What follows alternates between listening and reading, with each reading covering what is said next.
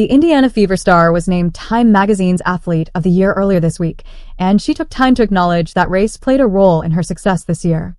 They referred to her as privileged and claimed she didn't deserve it, but everything changed when she revealed the truth about race in the WNBA. You see why I had no problem with her being Time's Athlete of the Year? You see why I said that she should have been on Team USA? You see why I had to go off on the likes of Sheryl Swoopes and others who were clearly distant and dismissive of her? Now, Stephen A. Smith is letting loose. Her detractors are the true astonishment. Check out this story, which has the entire sports world talking right now. It's not just about basketball. It's about power change and who actually governs women's sports. She just accomplished something that the WNBA hasn't been able to do in 22 years. Stephen A. Smith is standing up to protect her, the biggest name in women's basketball, after she dropped a bombshell in Time magazine that is rocking the industry. However, this tale is much more complex than simply another sports scandal. This year, here's a passage from the article in Time magazine, quote, "I want to say I've earned every single thing, but as a white person, there's privilege. A lot of those players in the league that have been really good have been black players. This league has been kind of built on them. The more we can appreciate that, highlight that, talk about that, I think it's very important. I have to continue to try to change that. The more we can elevate black women, that's going to be... Let me tell you what happened. What's crazy about this whole situation is that she, the same player who has been setting records one after another, was named Time magazine's Athlete of the Year. Most athletes would simply take that loss and move on, but she did something that caught everyone off guard. She openly acknowledged her white privilege in women's basketball. She wasn't merely playing politics or checking a box when she discussed her privilege. She specifically mentioned how black players founded the WNBA.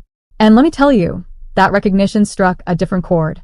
She essentially said, look, I know I've worked hard, but I also know there are some advantages I've had that others didn't. She hasn't spoken against anybody. She hasn't assisted in denying anybody else the privileges they deserve. If anything, she's tried to provide assistance. You would think that people would respect that kind of candor, but that's not how it happened. Some members of the WNBA community were discussing legends like Sheryl Swoopes when they began to cast doubt on them. This is where Stephen A. Smith enters the scene like a hurricane, because let me tell you something, you can bet your bottom dollar that he has receipts when he gets upset about something. There was resentment towards her, and here's why I said it was stupid. When she came into the WNBA for 22 plus years, they had been flying commercial. They were begging for charter flights. She arrives there, and 2 weeks later, they got those chartered flights. This was something that no one else was talking about before she even played her first WNBA game. And people were resenting her for it.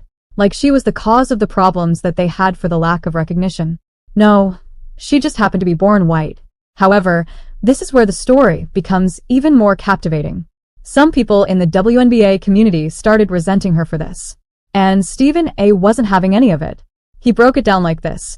How are you going to be mad at someone who's actually improving your working conditions? That's like being angry at the person who got you a raise just because they're new to the company. Let's talk numbers for a second. Since she entered the picture, attendance at Indiana Fever games has skyrocketed, TV ratings are through the roof, and the WNBA draft on ABC and ESPN is breaking records. Yes, the WNBA is still losing money compared to what they'd like to be earning, but for the first time in a long time, that trajectory is pointing up. This is where Stephen A. really showed why he's one of the most respected voices in sports media. He compared this situation to the civil rights era, pointing out how during those struggles, black leaders didn't reject white allies who marched with them. They welcomed them. When you're fighting for progress, you don't push away people who are trying to help lift everyone up.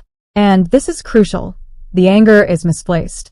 If you're going to be mad at the system that's been holding women's basketball back all these years. Be mad at the corporate structures that didn't give the WNBA the recognition it deserved. Be mad at the decision makers who denied these athletes proper compensation and working conditions for decades. But don't be mad at her. Here's the thing about her. She hasn't spoken against anybody. She hasn't tried to take credit away from the pioneers who built this league. If anything, she's doing the exact opposite. She's using her platform to highlight the contributions of black players who came before her. She's acknowledging her privilege while actively working to make things better for everyone in the league. Think about it like this. When you've got someone with influence who's actually trying to help your cause, why would you push them away? Rising tide lifts all boats. Thanks you.